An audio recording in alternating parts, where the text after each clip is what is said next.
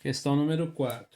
No gráfico a seguir, as curvas 1, 2, 3 e 4, respectivamente, correspondem à variação de pressão de vapor em função da temperatura de dois líquidos puros e das respectivas soluções na mesma concentração de um mesmo sal nesses dois líquidos.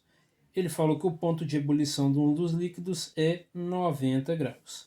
Então, a letra A, indicar quais curvas correspondem aos líquidos puros e indicar entre os dois qual é o líquido mais volátil, aquele que evapora mais facilmente, e justificar. Então, vamos lá. Primeiro, ele me falou que um dos líquidos puros tem temperatura de 90 graus Celsius. Para eu saber qual que é esse líquido, eu olho, pego a temperatura, pego a pressão de 760 milímetros de mercúrio, que está no eixo Y, e projeto. Então é mais ou menos assim, ó. Eu tenho aqui as quatro curvas, A1, A2, A3 e A4, e aqui eu tenho várias pressões. Tem a pressão aqui que é 760. Por que eu estou pegando essa pressão? Porque essa é a pressão que corresponde a uma atmosfera. Essa pressão aqui, quando ela for a pressão de vapor, a temperatura que o líquido tiver, essa pressão atmosférica igual à pressão de vapor, é onde o líquido entra em ebulição. Então, quando eu projeto aqui, ó, cada um dos líquidos vai ter uma temperatura que vai ter essa pressão de vapor.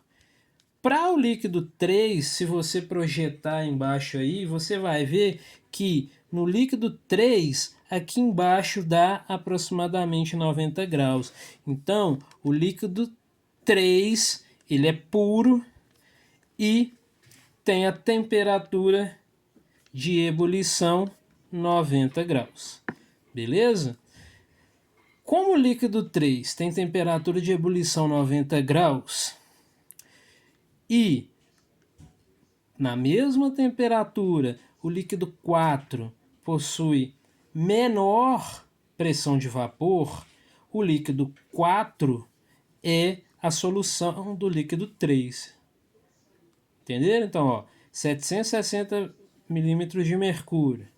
Na temperatura de 90 graus é a pressão atmosférica, 760 é a pressão atmosférica, 90 graus é a temperatura de ebulição dele. Quando se iguala a pressão atmosférica com a pressão de vapor é que entra em ebulição. Nessa mesma temperatura, se eu pegar o líquido 4, a pressão de vapor dele é menor, está aqui embaixo, ó, um valor aqui, 700, qualquer coisa. Ou seja, na mesma temperatura, o líquido 4 tem pressão de vapor menor do que o 3, ou seja, sempre as soluções têm menor pressão de vapor. Então, 4 é a solução do líquido 3. E o outro, o 1, como ele tem, é até visível, né? Como ele tem pressão de vapores menores do que temperaturas do que o 2, o 1 é o outro líquido puro e o 2 é a sua solução. Então, o 3 é líquido puro e a solução, e a 4 é a solução do líquido 3, e o 1 é puro e o 2 é a solução do 1.